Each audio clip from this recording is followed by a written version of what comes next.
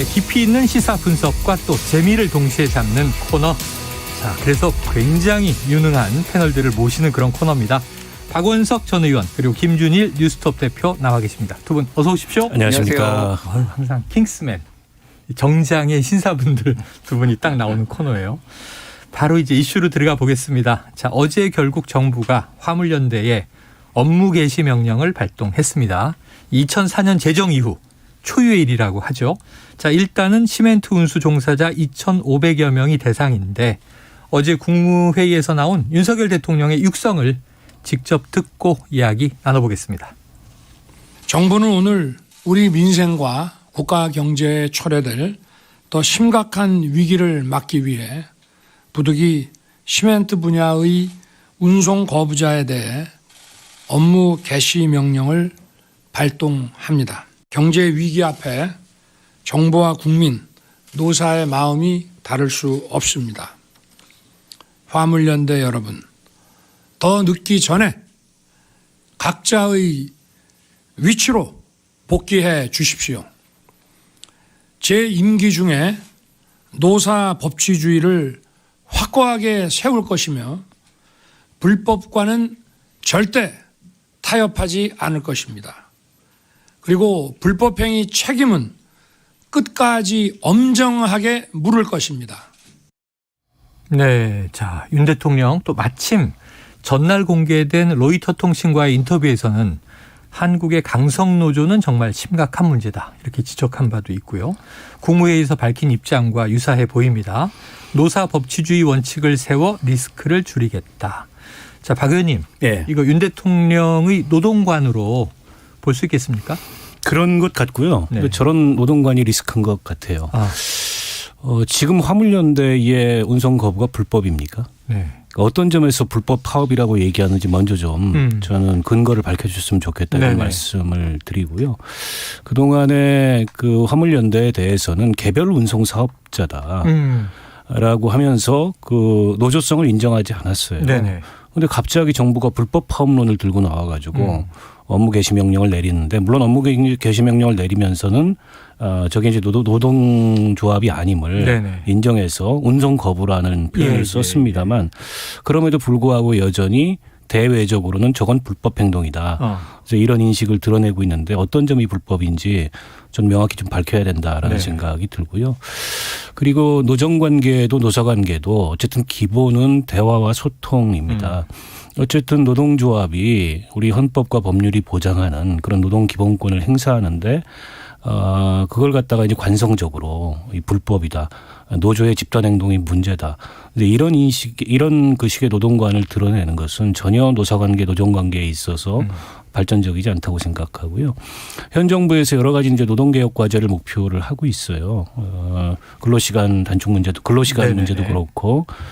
그다음에 여러 가지 아무튼 노동관계 개혁을, 그러니까 이 노사관계 개혁을, 그 노동개혁 과제를 얘기를 하고 있는데 그걸 대화와 소통 없이 어떻게 풀어나가겠다는 건지 좀 걱정스럽고요. 업무 개시 명령만 하더라도 법에 있는 제도긴 합니다만 지금 이게 이제 2004년 제정 이후에 무려 이제 18년간 한 번도 발동되지 않았던 데는 이유가 있습니다. 예. 그러니까 이 자체의 이제 위헌성 논란도 있고 또 그걸 그렇게 쉽게 발동했을 때 발생할 수 있는 여러 가지 정치적 부담이 있기 때문에 이제 그동안의 정부들에서도 제도적 자제를 해왔던 건데 이게 화물연대의 운송 거부가 시작되기 전부터 내지는 시작 직후부터 이 업무 개시 명령을 언급하고 또 실제로 그걸 발동하고 대통령이 직접 국무회의를 사실 권한은 국토부 장관에 있습니다. 국무회의의 심의, 국무회의 심의를 거쳐야 되더라도 대통령이 직접 국무회의를 주재하면서까지 강경론으로 나오는 게 과연 지금 문제 해결에 도움이 될지 염려스럽습니다. 그래요. 염려스럽다. 자, 이 문제를 대하는 태도에서 말씀하신 대로 흔히 이런 게 이제 노사정, 뭐 대타협, 사회적 합의 이런 게 강조되다 보니까 대화와 타협의 방점이 있었는데 이 대통령 발언 들어보면 이제 법과 원칙이 지금 앞서 있는 것 같아요. 김 대표님 어떻게 보셨어요? 일단 뭐 새롭지 않고요. 놀랍지 않습니다. 아, 그래요? 예, 입에 항상 법과 원칙을 맨날 말씀하셨잖아요. 또 법조인 출신이시고. 네, 법조인 출신이고 모든 법조인이 다 법과 원칙을 그 정도로 강조하지는 않아요. 네. 예. 딱 두 가지를 강조를 했죠. 자유를 항상 강조하고 법과 원칙을 강조하는 게 뭐 일관되다. 그러면 일종의 이제 매드맨 전략, 미치광이 전략 이러면은 사람들이 와 이런 것도 해? 라고 하면서 약간 놀라기도 하는데 네네. 그냥 윤석열 대통령은 하던 대로 하고 예상됐던 결과고 업무 개시 명령도 그냥 할 거라고 저도 예상을 했고 근데 그대로 했어요. 그래서 전혀 놀랍지 않고요. 제가 주목했던 게 하나가 있습니다. 네네. 어제도 얘기했고 그저께도 얘기했어요. 뭐냐면은 노동시장 이중구조를 계속 얘기를 해요. 윤석열 대통령이. 네네. 화물연대 파업으로 노동시장 이중구조로 피해를 보는 저임금 노동자들이 있다 이런 얘기를 해요. 네네. 노동시장 이중구조라는 게 쉽게 얘기를 하면은 동일 노동을 하는데 네네. 비정규직과 정규직의 임금 차이가 나는 걸 네네. 얘기하거든요. 처우도 다르고 화물연대는 뭐 이게 무슨 정규직 노조도 아니고 비정규직도 아니고. 예, 그러니까 이거는 노동시장 이중구조하고는 아무 상관이 없어요. 특수고용 뭐 노동자거나 자영업자거나. 예, 그러니까 그냥 쉽게 얘기하면은 이게 머리에 꽂혔어요. 노동시장 이중구조를 입에 달고 사는데 윤석열 대통령이 네네네. 이거는 민주노총 때문이야. 그러니까 민주노총을 때려잡겠다. 이런 게 등식에 이제 있는 거예요. 근데 화물연대가 민주노총 소속이잖아요. 그러니까 노동시장 이중구조를 혁파하겠다. 이거는 아무랑 상관이 없는. 그러니까 현안조차 파악을 못했거나 이게 왜 지금 파업을 하고 있는지 아니면 본인이 하고 싶은 얘기만 하는 거예요. 그러니까 노동시장 이중구조 얘기를 계속. 실제 지금 정부 여당분들 만나면은 이 노동과 관련해서 다 노동시장 이중구조 얘기만 해요, 요즘. 네, 이거를 바꿔야 된다. 그러니까 그게 이제 로이타하고의 이제 그거잖아요. 인터뷰에서 나오잖아요. 한마디로 얘기하면은 이런 그게 근데 비정규직을 정규직으로 만드는 방법이 있고. 그렇죠. 그리고 정규직을 모두 비정규직으로 만드는 방법이 있어요. 어디에 방점이 찍혀 있을까요? 지금 뭐 기업하기 좋은 나라로 만들겠다고 하시잖아요. 노동유연화. 네, 노동유연화. 그러면 다 정규직을 비정규직으로 만들겠다라는 거에 뭐 모두는 아니더라도. 근데 거기 항상 따라붙는 게 이제 해고가 쉬운. 해고가 쉬운. 그거에 지금 방점이 찍혀 있는 거예요. 그래서 그냥 그런 나라가 될 것 같아요. 대한민국은. 네, 대통령은 초지일관하다. 전혀 놀랍지 않다. 그런데 이제 이 노동 이 구조의 이중성 이런 거 문제 잘못 짚은 것이다 이런 얘기해 주셨어요. 자, 국토부 장관도 있습니다. 국무총리도 있고. 그런데 대통령이 직접 업무 개시 명령을 발동했다. 그럼 이 박 의원님 이렇게 보기에 전혀 물러설 여지는 없어 보이잖아요. 그렇죠. 뭐 그런 거를 드러낸 측면일 수도 있고 오늘 오후 2시부터 이제 2차 협상이 예정이 돼 있는데 아마 2차 협상에서 진전된 얘기가 나올까 싶어요. 정부가 저렇게 강경하게 나오면 또 화물연대 입장에서는 일방적으로 당할 수만은 없기 물러설 때문에 수는 없다. 어제 뭐 즉각적인 거부 방침을 밝히고 그 명령의 부당성에 대해서 법적으로 좀 다퉈보겠다. 그래서 가처분 신청도 내고 소송도 하겠다라는 입장을 밝혔고 이게 가처분 신청이나 소송을 내게 되면 이제 화물운수사업법상에 업무 개시 명령의 요건이 있습니다. 그러니까 정당한 사유 없이 운송을 거부했을 때 국가 경제에 심각한 위기를 초래하거나 초래할 가능성이 있을 때 이걸 하는 거거든요. 정당한 사유가 있는지 없는지 국가 경제에 심각한 영향을 미치는지 그럴 가능성이 있는지를 정부가 입증을 해야 됩니다. 때문에 이런 이 용어들의 자의성 때문에 이게 위헌 논란이 있었어요. 이게 사실상 우리 헌법이나 또 ILO 조약에서 금지하고 있는 이제 강제 노동을 법으로 강제하는 이제 그런 어떤 수단이 될 수 있는 거 아니냐. 때문에 노동계에서는 줄곧 이 업무 개시 명령 제도의 폐지를 요구해 왔던 사안이기도 하고 이번에도 이게 이제 법적 시비의 대상이 될 수 있거든요.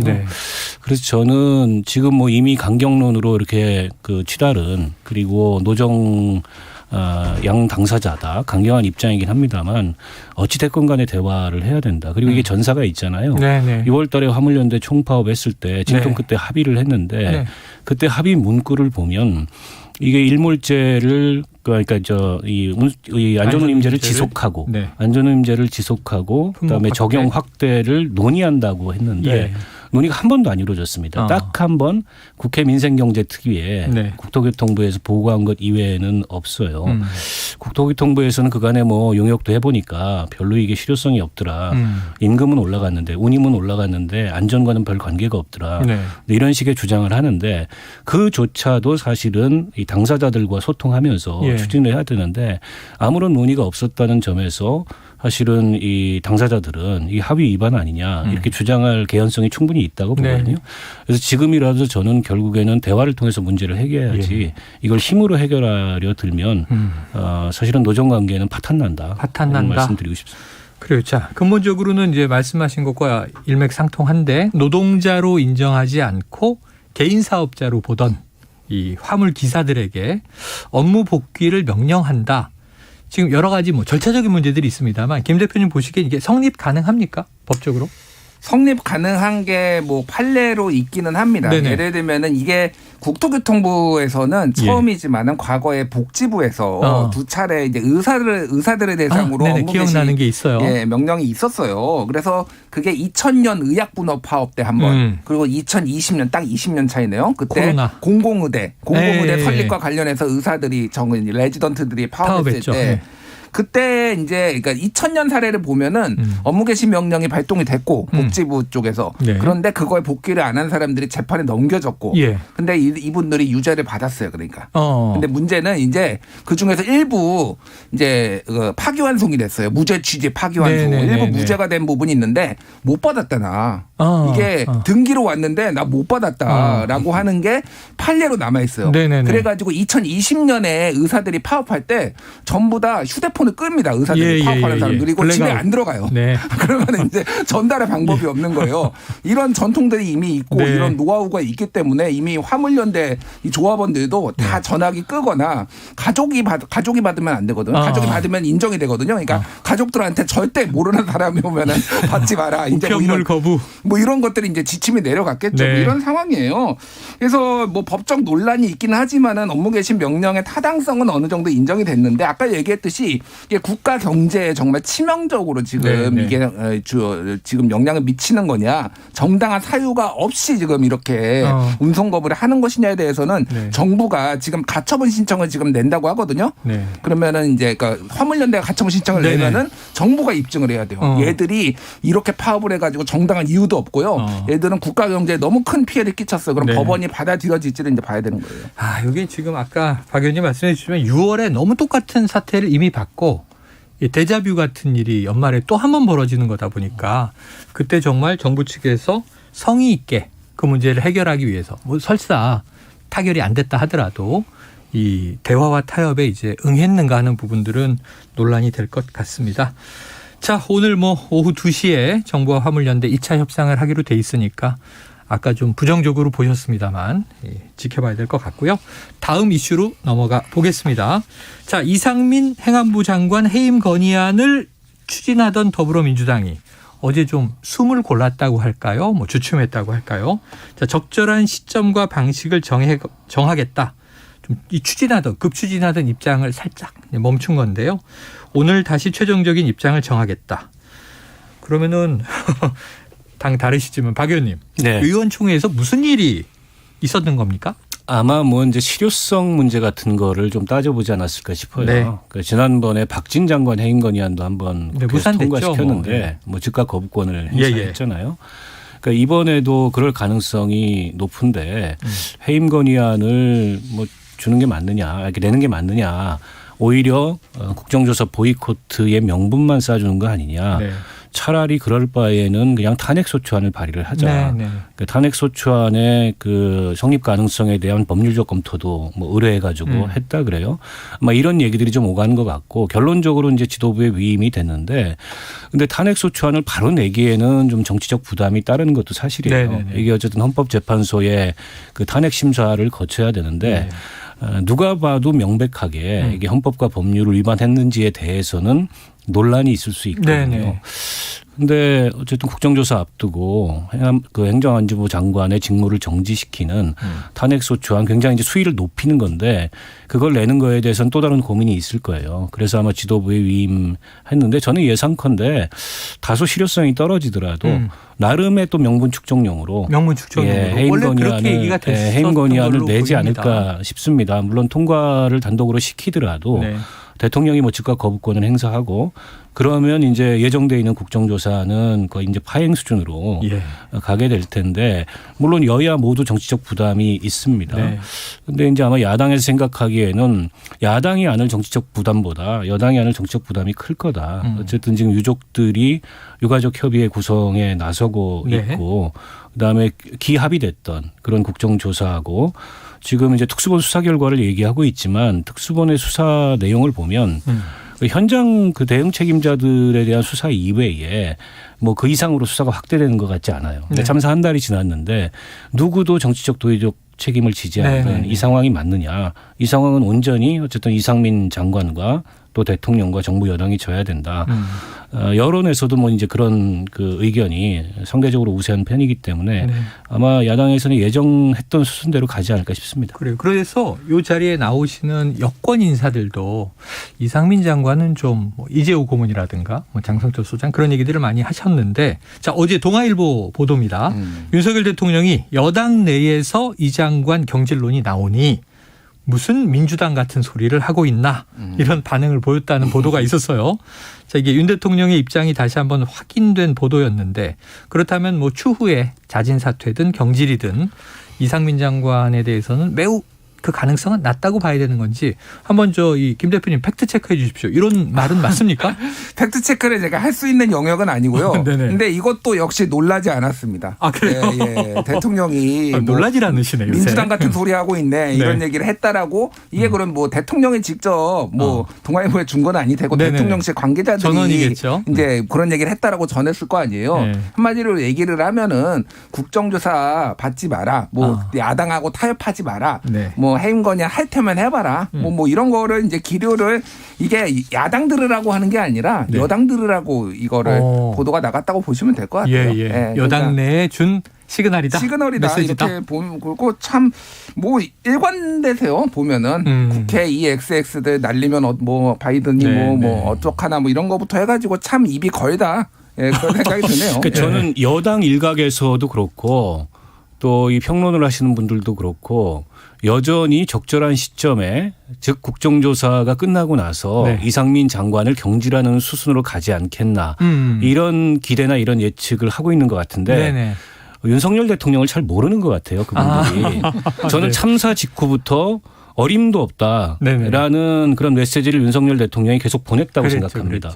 그 조문 다니면서 계속 이상민 장관 대동했고 그다음에 등도 들겨주고 TF 책임자로 임명하고 귀국길에도 수고했다고 하고 이렇게 수많은 메시지를 보냈는데 여전히 뭐 희망사항인지 모르겠지만 그런 기대를 하고 있어요. 저는 민주당도 이걸 읽었기 때문에 이대로 그냥 가면은 그 국정조사가 끝나도 이상민 장관을 경질하지 않겠구나.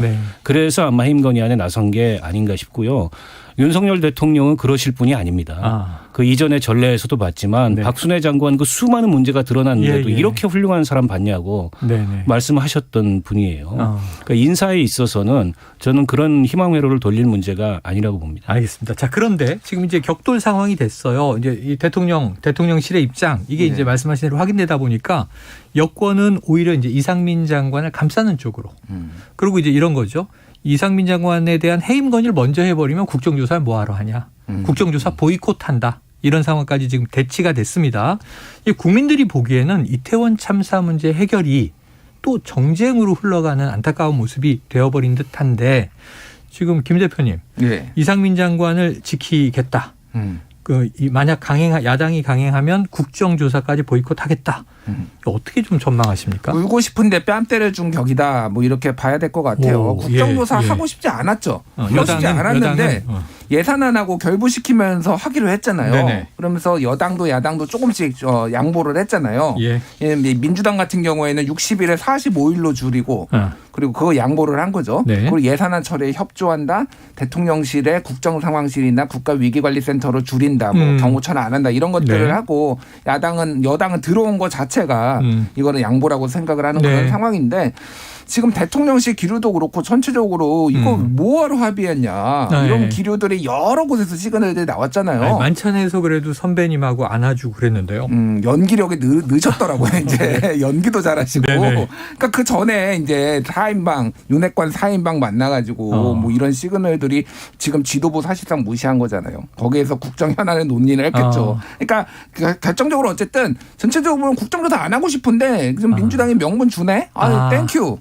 이러고 지금 딱 빠지는 모양새다 이렇게 봐야 될 것 같습니다. 그래요. 알겠습니다. 자, 참 국정조사 난망입니다. 다음 주 어떻게 될지. 예산안 처리가 우선 먼저니까 법정 시한 넘길 것 같다는 이제 전망이 많이 나오고요. 다음 주를 지켜보도록 하고 자, 여야 당내 상황을 좀 살펴보도록 하겠습니다. 먼저 국민의힘 또 이제 대통령 이야기가 빠질 수가 없는데 이른바 윤핵관 4인방과 부부 동반 모임, 그리고 나서 이제 이 국민의힘 비대위 지도부와의 만찬, 그 두 차례 관저 만찬 이후 전당대회 얘기가 곧바로 나와서 자, 시기는 뭐 2말 3초, 3월 초다. 또 이 룰 비율은 당원 9, 국민 여론 1. 뭐 이런 보도들이 나와요. 이게 이제 사실인지 여부도 이제 중요하겠지만 전반적인 이런 흐름, 박 의원님은 정치인이시니까 어떻게 좀 읽고 계십니까? 그동안에 이제 전당대회 시기에 대해서 네. 여러 가지 설왕설래들이 있었는데 뭐 조기냐, 뭐 4, 5월 정도 할 거다. 네, 네, 네. 그보다는 좀 일찍 하지 않겠냐. 근데 대통령실의 기류가 그리고 대통령이 원하는 바가 가능하면 일찍 했으면 좋겠다. 이런 네. 건 것 같아요. 그리고 그 두 차례 앞서 말씀하셨던 회동, 그 윤핵관 4인방과의 회동, 또 당 지도부의 회동이 끝난 이후에 정진석 비대위원장이나 주호영 원내대표 발로 네. 전당대회 시기에 관한 얘기들이 언급이 되고 대체적으로 3월 초중순으로 모이는 것 같아요. 그 네. 얘기는 윤석열 대통령이 지금 당이 문제다 이런 인식을 갖고 있는 것 같아요. 그러니까 당이 국정운영 뒷받침도 제대로 못하고 그동안에 이제 이준석 대표 그 문제로 내용을 겪으면서 시끄러웠죠. 리더십도 제대로 안 서 있고 어찌됐든 간에 뒷받침을 잘 못한다. 그러니까 빨리 어쨌든 당을 정상화시켜야 된다 이런 인식을 하고 있는 것 같고 그런 대통령 인식에 맞춰서 저는 이후에 그 정치 일정들이 가고 있는 게 아닌가 싶어요. 이제 관건은 그러면 전당대회에 대통령이 어느 정도 영향을 미칠 거냐 이 문제일 것 같아요. 특히 네. 이제 후보자들 지금 한 10여 분 거론이 예, 되는데 이른바 이제 대통령실이 원하는 후보자 교통 정리에 나설 거냐. 그리고 그 후보자가 누구냐. 네. 그리고 그 후보자가 과연 경쟁력을 보일 거냐. 네. 지금 그동안에 그 전당대회를 이 배경으로 전당대회를 타고 흐르는 윤 대통령의 기류는 두 가지였잖아요. 유승민은 절대 안 된다. 네네. 그리고 대선 주자들도 안 된다. 이 기류였는데 그건 이제 이 네거티브한 기류였고 네. 그러면은 대안이 뭐냐 그쪽에서 내놓을 뭐 그와 관련해서 여러 가지 또 설왕설래들이 있습니다만 네네네. 지켜봐야 되겠죠. 어쨌든 전당대회 구도는 윤 대통령이 낙점하는 그런 이른바 이제 윤심을 얻은 후보가 네. 그리고 그와는 좀 다른 기류의 후보가 그러니까 안철수 의원도 조금은 요즘 거리를 두고 네네. 좀 다른 스탠스를 취하잖아요. 이제 그런 구도가 되지 않을까 싶어요. 그리고 그래서 이제 윤핵관 내에서도 내부의 반목이 있고 그걸 지난번 만찬 때 좀 교통 정리를 했다. 이런 이제 또 해석도 있었어요. 그럼 이제 저 박 의원님 네. 이왕 얘기하셨으니까 촉으로 누굽니까? 대통령에 대해서 뭐 누구로 보십니까? 모르겠습니다. 아직은. 네. 근데 이제 그냥 예측 가능한 인물 중에 네. 그 윤핵관들이 그 윤 대통령의 의중을 모아서 윤핵관들이 힘을 실는 후보로 갈지 아니면 아예 새로운 파격적인 카드를 제시할지 그건 아마 이제 유승민 의원의 가능성, 네. 그러니까 출마 여부와 가능성에 달려 있지 않을까 싶어요. 그 대항마로. 가능성이 높아지면 예. 웬만한 카드로는 안 된다 이렇게 예, 볼 예, 거고 예. 그러면 다른 카드를 뽑아줄 수도 있겠죠. 그럼 지금 뭐 이 국무위원 중에서도 차출할 수 있다. 그렇죠. 네, 알겠습니다. 혹시 뭐 좀 저 이렇게 눈에 띄는 인물이 있으세요? 김 눈에 대표님? 띄는 인물이요. 네. 제 눈에는 안 띄는데 다른 네. 분들 눈에 한동훈 장관이 지금 눈에 띄더라고요. 아, 또 나왔다. 네, 한동훈. 예, 예. 저는 한동훈 장관이 만약에 당대표를 하게 되면 네네. 가능성은 어쨌든 이거 투표잖아요. 그렇죠, 국민과 그렇죠. 여론조사랑 그러니까 당원들 투표잖아요. 네. 만약에 하게 되면은 아마 빅뱅이 벌어질 겁니다. 빅뱅. 예, 빅뱅이 벌어질 거예요. 그러니까 검사당으로 재편되는 과정이요. 정계 여권바의 정계 개편 이게 이제 가능해진다라는 건데 그리고 많은 이제 중진들이 공천을 못 받는 얘들이 아니 요 예. 얘기가 한참 나왔다가 많은 정치인분들이 총선 출마는 아주 뭐 환영한다, 좋다. 총선 나오면 배짓한다. 그리고 정치인의 길로 입문하지 않겠나. 뭐 차기 대권까지 보고요. 전당대회는 좀 무리수다 그랬는데 가능성이 있다고 보시네요. 저는 가능성이 높지는 않은데요. 네. 왜 이 얘기가 계속 나오냐면은 그만큼 윤핵관들 중에서 마음에 드는 사람이 없는 거예요. 낙점할 사람이 없다. 네네네. 이렇게 봐야 돼요. 뭐 권성동 의원이 다시 나오는 거를 뭐 말렸다라는 그 4인방 예, 회동 예, 때 예. 그런 얘기도 있잖아요. 네네. 지금 누구를 할 것이 뭐 나경원을 할 것이야. 뭐 그러면은 뭐 안철수를 할 것이야. 이게 네네. 지금 갈팡질팡하니까 차라리 한동훈 뭐 이런 얘기까지 지금 나오는 건데 네. 당에서 아마 거부감이 상당할 거예요. 그거는. 그러니까 저는 여전히 그 한동훈 법무부 장관은 차기 총선의 그 특히 이제 수도권 승부수로서 네. 그 총선의 얼굴로 뭐 선대본부장이나 선대위원장이나 그 가능성이 높다고 봐요. 네. 그 당대표는 시기적으로 좀 이르고 정치 경험상으로도 좀 부족하고 예. 또 여러 가지 부작용이 있을 수 있기 때문에 네네. 그건 후순위 카드인데 근데 만약 진짜 마땅한 대안이 없다. 네네. 유승민 의원의 기세를 꺾을 대안이 없다. 이러면은 네. 일찍 뽑아둘 수도 있죠. 그래요. 그러면 그걸 뽑아두는 순간 그건 이제 기존의 국민의힘이 아닌 새로운 정당으로 가는 겁니다. 새로운 정당으로 간다. 그렇게 된다면 가정법입니다. 한동훈 장관 연일 좀 논란의 이야기를 쏟아내는데 야당은 부글부글하지만 여당은 말 잘했다 뭐 이런 분위기여서 앞으로 지켜볼 사안입니다. 자, 민주당 얘기도 짧게라도 짚어보겠습니다. 지금 이재명 대표에 대한 검찰의 강제 수사 조만간 이루어질 것 같다. 이런 뭐 시그널들이 지금 많아요. 이런 기류에 따라서 당내에서도 자, 이 대표가 결단 내려야 한다 이런 분위기가 있는데 김 대표님 보시기엔 어떤 분위기예요? 근데 그 결단이 당대표 사퇴냐. 지금 사퇴를 얘기하신 분은 서른 의원 정도, 네. 그리고 예전에 이제 김혜영 전 의원, 예. 뭐 요 정도인 것 같아요. 그리고 네네. 나머지는 뭐 이제 좀 그냥 애매모호한 단어로 결단, 뭐 용단, 뭐 그리고 입장 표명, 뭐 요런 정도가 나오는 것 같습니다. 네. 그래서 내심 이거를 조금 당과 이 이재명 대표를 분리를 해서 리스크를 줄여보자라는 생각들은 많은 분들이 가지고 계신데 지금 아직 형이 확정되거나 아직 혐의가 완전히 뚜렷하지 않은 상황에서 이거를 얘기하는 게 조금 리스크가 있다라고 보시는 것 같아요. 근데 조금 더 검찰이 기소를 하고 뭐 이런 과정이 좀 더 진행이 되면은 그때 좀 더 분출할 가능성은 상당히 높다. 지금 전체적으로 친문들이 다시 결집하고 있다. 좀 비명들이 결집하고 있다. 이렇게 봐야 될 것 같습니다. 네, 결집하고 있다. 그래서 관련해서 이거 거의 마지막 질문이 될 수도 있는데 어제 눈길을 끌었던 게 하나 있는 게 네. 박용진 의원과 유시민 전 노무현 재단 이사장이 이제 설전을 펼쳤어요. 네. 이 오늘 또 박지원 전 비대위원장도 SNS에 이 일종의 참전을 했어요. 그러니까 아까 말씀하신 내부가 조금 격동에 휘말리나 뭐 이런 분위기인데 어떻게 보십니까? 글쎄요, 뭐 내부라고 볼 수는 없잖아요. 유시민 장관이 뭐 당원도 아니고 예. 또 정치를 떠난 분이고 당 안팎에서 평론도 하지 않겠다 했는데 평론은 요즘에 좀 하시는 것 네네네. 같아요. 근데 뭐 저는 평론 차원에서 이런 얘기 할 수는 있죠. 네. 그런데 이른바 조금박해라는 분들이나 또 조금박해. 박지원 비대위원장이나 그분들이 당의 주류와 결이 다른 얘기를 좀 하는 게 그러니까 잠깐 여기서 설명을 좀 해드리면 청취자분을 위해서 네. 조금 박해라는 표현을 유시민 전 이사장이 썼는데 이게 이름을 줄인 거잖아요. 조응천, 네. 금태섭, 나간, 박용진, 네. 김혜영, 네. 해. 예. 이렇게 지칭은 한 거예요. 근데 그게 당을 해롭게 하는 거냐. 저는 뭐 그렇게까지 보지는 않습니다. 네. 당 주류와 결이 다른 목소리고 내부 총질이라는 비판을 받지만 오히려 그런 목소리가 있음으로 인해서 민주당이 밸런스를 잡는 균형을 잡는 역할을 하는 건데 유시민 장관이 지금 뭐 이제 작가로 활동을 하시는데 그 민주당 과거에 있기도 했고 또 뭐 노무현 문재인 정권 다 가까웠던 분이어서 걱정의 목소리를 낼 수 있겠으나 그분들에 대해서 현역 정치인들에 대해서 내부 총질하는 사람들이다라는 식으로까지 규정하는 건 과하다. 본인이 다시 정치 일선에 뛰어드실 게 아니라면. 네. 그리고 비평가로서 뭐 그런 지적을 할 수도 있겠으나 그 중량감이나 이 무게감으로 비교해 봤을 때 뭐 유시민 장관이 이제 그런 분들을 일일이 지적하면서 내부 총질한다. 이럴 위치에 있지는 않은 것 같아요. 네. 그보다 좀 더 묵직한 얘기를 해야지 제가 보기에는 좀 가볍다 이런 느낌이 들었습니다. 가볍다. 자, 제가 한 단어로 요약을 할게요. 예, 요약해 주세요. 우리 편 비주류는 내부 총질, 상대편 비주류는 소신파. 이렇게 생각을 해요. 네네네네. 이준석 대표, 윤석열 대통령이 찍어낼 때 네네네. 아무리 비주류라고 해도 저런 식으로 하면 되냐라고 야권 내 하셨던 분들이 갑자기 내부에서 다른 목소리 내면은 내부 총질이라고 하면은 유시민 사장이 이건 내로남불이죠. 네. 이게 박지원 전 공동 비대위원장이 있을 때 그런 현상이 있었죠.